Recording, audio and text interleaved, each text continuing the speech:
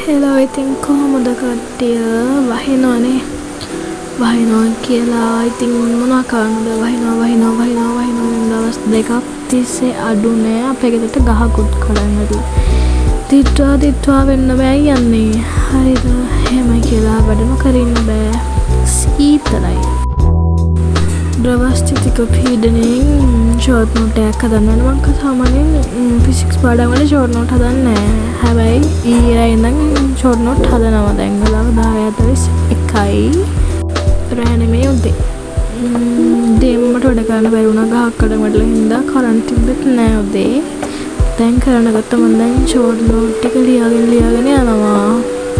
මම ඊයර 12 විතර වෙනකම් හදුවා පාඩමට ඉලෙක්ට්‍රොනික පාඩමට ඊට පස්සේ එකපාරට කරන්ට් ගියා 12ට විතර යන්න වැඩ කරන එක නවත්තලා දාලා නිදාගන්න ආවා. ඉතුරු ටික ඉතින් දැන් කරන්න ඕනේ.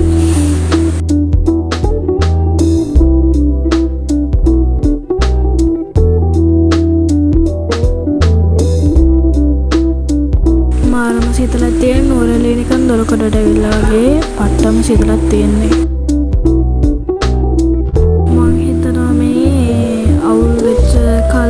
කොහොල කාටවත් කිසිම කාරණයක් නැතුව ඇති කියලා ඔයාලගේ ඔයාලට තත්ත්වය කොහොමද කමෙන්ට් එකක් දාගෙන යන්නකෝ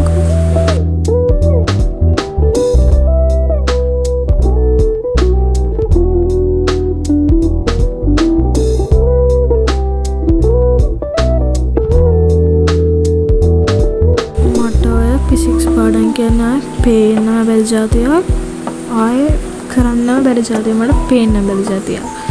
ඒ වුණාට මම මෙච්චර කාලෙකට ෆිසික්ස් වලට මම ෂෝට් නෝට් හදලා නැහැ. ඒ වුණාට මම දැන් හදනවා.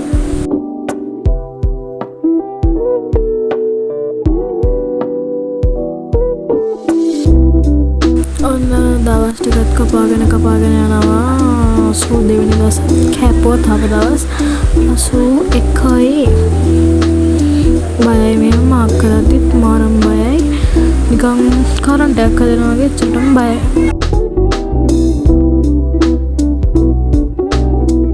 අන්තිමට පැය භාගයකට පස්සේ කොහමද ෂෝට් නෝට් එකක් ගහලා ඉවර කරා ඔන්න වැස්ස තද කරලා තින්න මාර මුලක් කාල කපාට දැන් මම බුද්ධාගම පොත කියවන්න ගත්තා පැය භාගයක් මේක කියවලා දානවා 150 පිටුව මම මේ පෙරලා හොයන්නේ